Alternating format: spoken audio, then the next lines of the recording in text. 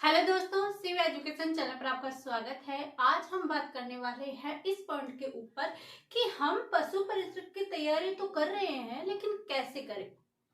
इतना बड़ा सिलेबस है, इसको मैनेज कैसे करें, सबसे बड़ी समस्या है।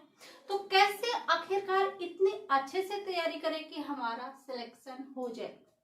तो इसके लिए मैं आपको कुछ रणनीति बताती हूँ, जिससे शायद आप अगर उसको अपनाते हो तो 100% सिलेक्शन की ओर जाओगे। तो क्या करना है, सबसे पहले तो आपको ये चीज करनी है कि आप अगर पशु परिचय की तैयारी कर रहे हैं, उसका सिलेबस आपके टेबल पर होना चाहिए। पर जो सिलेबस निकाला है उसमें टॉपिक वाइज नहीं है जी, बिल्कुल भी नहीं है टॉपिक वाइज। लेकिन राजस्थान जीके के अंदर जो समस्त टॉपिक है वो आप लीजिए, क्योंकि 6 से 10 तक समस्त आर्ट कल्चर आ जाएगी। और हिस्ट्री के अंदर राजवंश है, 1857 की क्रांति है, एकीकरण है, प्रजामंडल है, ये सारे टॉपिक उसके अंदर सम्मिलित होते हैं। तो आप क्या करें कि जो राजस्थान जीके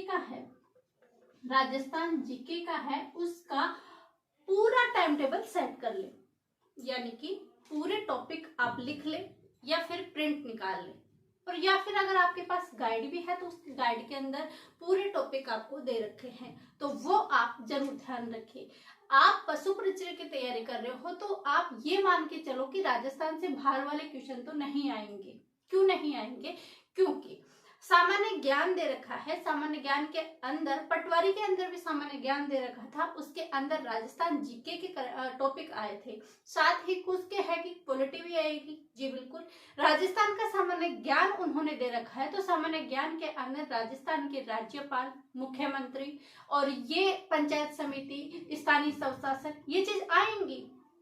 आप ये आरएसएम में करवा रहा है बोर्ड, वो यह एग्जाम करवाया, तो एक बार आप उनके पेपर्स उठा के देखिए। पटवारी का पेपर्स उठा देखिए, उसमें भी सामान्य ज्ञान लिख रखा है। फिर उसने राजस्थान जीके में ये पॉलिटी वाले टॉपिक क्यों दे रखे हैं, ये हमारे जनरल नॉलेज में आते हैं, सामान्य ज्ञान में आते हैं। तो आप ये चीजें मत सोचिए कि ये आएंगे या नहीं आएंगे।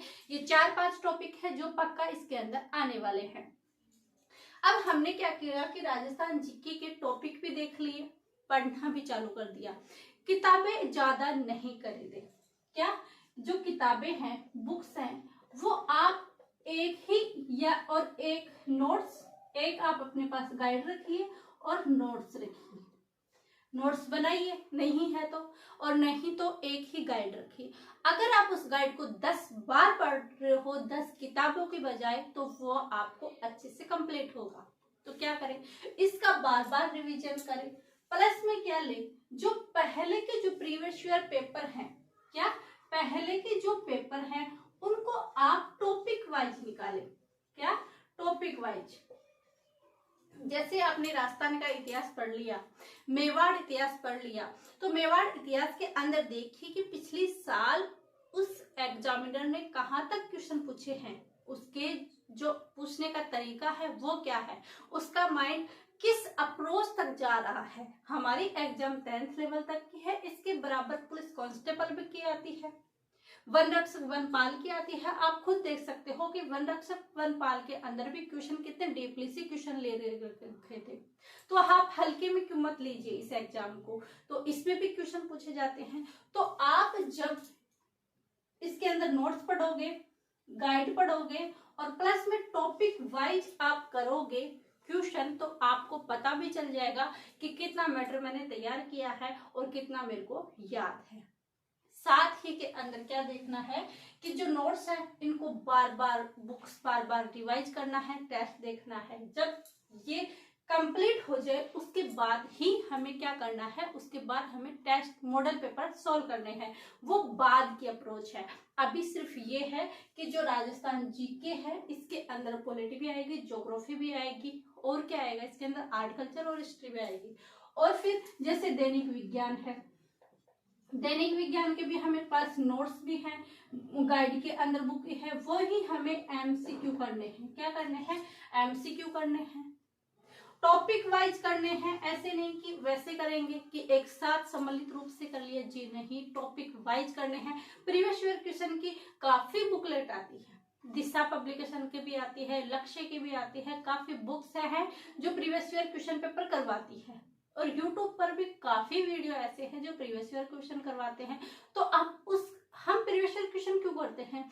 एक तो ये रिपीट होते रहते हैं क्वेश्चन, तो हमारा क्वेश्चन सही हो सकता है। दूसरी बात ये है कि हम उस क्वेश्चन लेवल के अप्रोच समझ सकते हैं कि कौन से क्वेश्चन में कहाँ के लेवल तक क्वेश्चन पूछे गए हैं। ये चीजें इसलिए हम प्रीवियस ईयर करते हैं। तो दैनिक विज्ञान की भी एमसीक्यू की बुक लेके आइए और उसमें से आप पहले चैप्टर कंप्लीट करिए। चैप्टर कंप्लीट करने के बाद प्रीवियस ईयर क्वेश्चन करिए, देखिए आपको कितना याद है। ये चीजें आप देखिए। उसके बाद हमारा क्या बच जाता है? मैथ। मैथ के अंदर क्या करना है? आपको डेली के डेली टारगेट करना है कि मेरे को स्टार्ट किससे करें? 20 क्वेश्चन, कि मेरे को पर डे 20 क्वेश्चन करना है। जैसे ही आपके मैथ के अंदर पकड़ बढ़ती जाए, उसकी अप्रोच बढ़ती जाए, तो आप इन क्वेश्चनों की अप्रोच भी बढ़ाते रहना। क्या? आप इन क्वेश्चन की अप्रोच भी बढ़ाते रहना। तो जैसे जैसे आज आपने 20 किए, कल आपने 20 किए, कल फिर उसके दिन आपने 25 किए, उसके बाद 30 किए, तो ऐसे करके आपके एक दिन ऐसे आएगा कि आप ऐसे चुटकियों में मैथ के सवाल हल करने लग जाओगे, जो कहते थे कि मेरे से हल नहीं होता। तो मैथ के क्वेश्चन भी आप डेली के कीजिएगा, जिससे क्या है कि अगर आप ये भी सोचते हो कि 20 क्वेश्चन मैंने पर डे किया, तो 20 के हिसाब से 10 दिन के अंदर कितने हो जाएंगे, कितने क्वेश्चन हो जाएंगे। इतने ज्यादा एग्जाम तक आप इतनी बार क्वेश्चन कर लोगे, उसकी कोई हद नहीं है। और ऐसे में आपकी अभी प्रैक्टिस चल रही है, उसके बाद आपके मॉडल पेपर बाकी है, फिर ये चीजें कर ली, फिर उसके बाद मैथ भी आ गई और दैनिक विज्ञान इसके अंदर आ जाती है, दैनिक साइंस के अंदर आ जाती है। और करंट अफेयर को तो डेली के पढ़ो, करंट अफेयर डेली के पढ़ो। डेली के किससे पढ़े? यूट्यूब पे काफी वीडियो हैं जो करंट अफेयर पढ़ाते हैं, तो आप उनकी क्लासेस देख सकते हो, नहीं न्यूज़पेपर पढ़ सकते हो। न्यूज़पेपर पढ़ने में आपका काफी टाइम जाएगा, और दूसरी बात आप इसके अकॉर्डिंग नहीं पहुंच पाओगे कि एग्जाम में क्या पूछने वाले हैं। सेकंड बात यह है कि आप ऐसे सोच रहे हो कि हमारे पास टाइम नहीं बचता कि हम डेली की क्लास लें, तो महीने की बुकलेट आती है करंट अफेयर की, लगभग 20-25 रुपए की आती है, वो कोई ज्यादा की नहीं है कि आप नहीं खरीद सकते। तो आप 20-25 की बुकलेट डेली के लेके आओ, और सॉरी मंथली लेके आओ, और उन मंथली को रिवाइज करते जाओ, पढ़ते जाओ, आपका करंट अफेयर कंप्लीट हो जाएगा। साथ ही क्या क्या चीजें चल रही है, क्या नहीं चल रही है, वो चीजें भी आपको पूछी जा सकती है।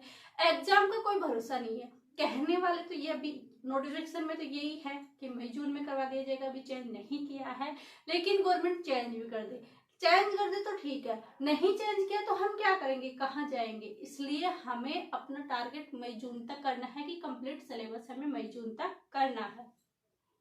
करंट अफेयर भी हो गया। और एनिमल हस्बेंड्री है, उसके अंदर क्या करना है, हमें क्लास देखनी है, या फिर जो आप नोट्स पढ़ते हो वो पढ़ो, और प्लस में डेली के चैप्टर वाइज एमसीक्यू करना है।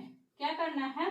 डेली के चैप्टर वाइज एमसीक्यू करना है। इसके अंदर जो इसके अंदर एलएसए में जो क्वेश्चन आ चुके हैं वो क्वेश्चन यहाँ पर देख लें, जेट में जो क्वेश्चन आ चुके हैं ये क्वेश्चन आप यहाँ पर देख सकते हो, बल्कि जो चैप्टर वाइज क्वेश्चन है वो भी आप यहाँ पर देख सकते हो। तो ये चीजें आप देख सकते हो कि हमें क्या करना है, और फिक्स टारगेट बैठा लेना कि हमें 8 से 10 घंटे पढ़ना है, तो पढ़ना है चाहे कुछ भी हो जाए। सुबह से आपको अपनी पढ़ाई की अप्रोच अपने टाइम टेबल अपने हिसाब से सेट करना चाहिए, क्योंकि हर किसी का दिनचर्या अलग अलग होती है, हर किसी का टाइम अलग होता है, तो वो अपने हिसाब से कम 8-10 घंटे आप पढ़ाई के तय कर दें, क्योंकि जो ये हमारा एग्जाम का कंपटीशन लेवल है ये बहुत हाई हो चुका है। इसे आप अभी भी हल्के में मत लेना, सिलेबस बड़ा है, अगर अभी भी तैयारी शुरू नहीं की है तो तैयारी कर दो। तो ये हमारी एक रणनीति सी रहेगी कि हमें कैसे करना है कि राजस्थान जीके के टॉपिक देखने, ऐसे नहीं कि हम राजस्थान जीके पढ़ने बैठ गए तो आर्ट कल्चर भी एक साथ ली, हिस्ट्री भी एक साथ ली, सामाजिक विज्ञान भी एक साथ ली, साथ में ही हमने दैनिक विज्ञान भी चालू कर दी, साथ में मैथ। ऐसे नहीं करना है। क्या करना है, जैसे साइंस के अंदर भी बायो के अलग होते हैं, भौतिक विज्ञान के अलग होते हैं, और रसायन विज्ञान के अलग होते हैं, तो इनकी एक एक लीजिए। पहले हमने बायो कंप्लीट की, फिर भौतिक की, फिर उसके बाद रसायन की। राजस्थान जीके में पहले हमने आर्ट कल्चर किया या पहले हिस्ट्री की, तो पहले ये कर लेंगे उसके बाद ये कर लेंगे, ऐसे करते रहेंगे, साथ में हमारे एमसीक्यू भी चलते रहेंगे। तो ऐसे में क्या है, हमारा सिलेबस अच्छे से कंप्लीट हो जाएगा। जैसे हमने 30 डे यानी 1 मंथ के अंदर हमने हिस्ट्री कंप्लीट की, 1 मंथ के ही हमने क्या की, बायो कंप्लीट की, बल्कि बायो के चैप्टर कम ही है, इतनी ज्यादा नहीं है। हमारे शरीर के बारे में, कान, ईयर, मस्तिष्क कैसे काम करता है, क्या है, कौन सा ऑर्गन है, कौन सी ग्रंथियां हैं, ये वाले हैं, तो ज्यादा बड़ा नहीं है। फिर भी मान लो हमने 1 मंथ ले लिया, मैथ को कंटिन्यू चलाए रखना है, करंट अफेयर डेली का लेना है, एक इसका हमने लिया, तो ये भी अगर हम कंप्लीट करते हैं तो 20-25 दिन में आराम से हो जाएगा ये, और लगभग ज्यादा टाइम नहीं लगेगा। 2 महीने में ये कंप्लीट, 2 में ये और 2 के अंदर ये, यानी लगभग 2 से 3 महीने के अंदर हमारा सिलेबस कंप्लीट हो जाता है। साथ में किसके, एमसीक्यू के अगर हम 8 से 10 घंटे पढ़ने में लगाते हैं। इसके साथ ही महिलाओं की समस्या होती है कि वो कंप्लीटली घर पे पढ़ाई का टाइम नहीं दे सकती, लेकिन लाइब्रेरी होती है, वहां पर भी अगर आप दिन के टाइम भी वहां पर जाएं और अपना पूरा टाइम वहां पर दें, पढ़ने पर फोकस रखें, तो आपका टाइम कंप्लीटली यहाँ पर पढ़ाई के लिए तैयार हो जाएगा। आई होप ये कुछ बातें आपको समझ में आई होगी। तैयारी जरूर स्टार्ट कर दे। चाहे आप 8 से 10 घंटा नहीं पढ़ सकते, आप ओनली 6 घंटा पढ़ते हो, लेकिन 6 भी घंटे डेली के पढ़ो। क्या, 6 घंटे भी डेली के पढ़ो, और जो 1 घंटा है उसके अंदर आप रिवीजन को दो। किसको, रिवीजन को दो। यानी हमने 6 घंटे पढ़ाई की है, हमारे पास टाइम नहीं बचता, काफी काम होते हैं, चलो हमने कर ली, 6 घंटे भी हमने पूरे कॉन्सिस्टेंस के साथ पढ़ाई की, लेकिन उसके अंदर भी 1 घंटा रिवीजन का होना चाहिए, यानी बैक में जो हमने याद किया वो चीजें, क्योंकि अगर आप आगे याद करते जाओगे तो पीछे डस्टर का काम करने लग जाएगा और आपको याद नहीं होगा। तो ऐसे क्या करें, हम पीछे के रिवाइज करते रहेंगे तो पीछे की कहानियां सी बनती चलेगी, सारी चीजें हमारी समझ में आने लग जाएगी, और उसको अप्रोच को हमारे दैनिक जीवन में उपयोग करके पूछो। जैसे हमने अगर साइंस पढ़ा है तो साइंस में देखो, कहानी बनाओ कि हाँ हमारे कान में ये है, इसके अंदर ये कौन सी ग्रंथि है, ये यहाँ पर जाता है, ये कहाँ खुलती है, हमारी श्वास नली है, ये फिर गायलोटिक में जाती है, फिर श्वास नली में वलय होते हैं, फिर वलय के अंदर नीचे जाते। ऐसे करने से क्या है कि आपकी सारी चीजें कंप्लीटली अच्छे से हो पाएगी। आई होप आपको ये चीजें समझ में आएगी। एक बार अगर ये मेरी बात समझ में नहीं आए तो दोबारा इस वीडियो को देखना और ऐसे अप्रोच जरूर मचाना। टाइम बार बार नहीं आता है, यही एज है कि आप अच्छे से पढ़ाई करके अपने गोल को फोकस कर लो, वरना आने वाले टाइम में दिन प्रतिदिन ये कंपटीशन लेवल बढ़ता ही जाएगा। आई होप ये सभी आपको अच्छा लगा हो तो चैनल को लाइक, शेयर एंड सब्सक्राइब जरूर कीजिएगा, अधिक से अधिक शेयर कीजिएगा। आप सभी का धन्यवाद। Thank you.